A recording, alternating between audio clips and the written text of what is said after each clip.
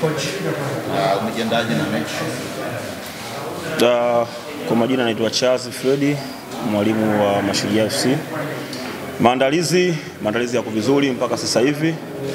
Tumeweza kuandaa wachezaji vizuri kwa hizo game mbili zilizobakia. Kesho tunaanza mchezo wetu wa kwanza na KMC tarehe 18.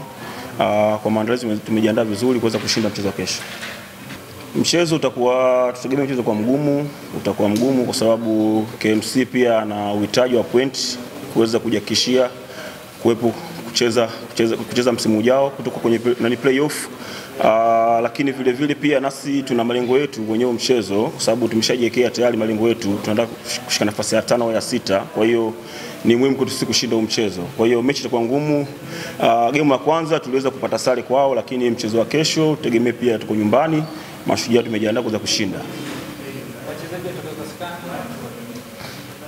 Kuna wachezaji wawili wako timu ya taifa Soka Beach. Alafu kuna wawili hawako vizuri kiafya, mwingine injury ameweza kumea mazoezini. Kwa hiyo tutegemee Daniel Yanga na Abdul Malik hawako vizuri kiafya, na pia Abdul Musa na Zuberi Dabi wapo kwenye timu ya taifa, pamoja na Kindamba ameumia mazoezini bado analikava.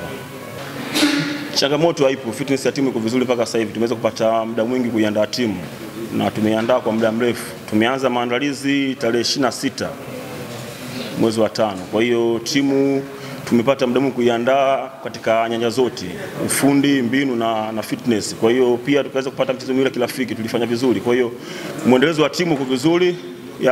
Kwa wako tayari, na pia wachezaji wote wako tayari kiakili, kimwili wako tayari kwa ajili ya mchezo wa kesho.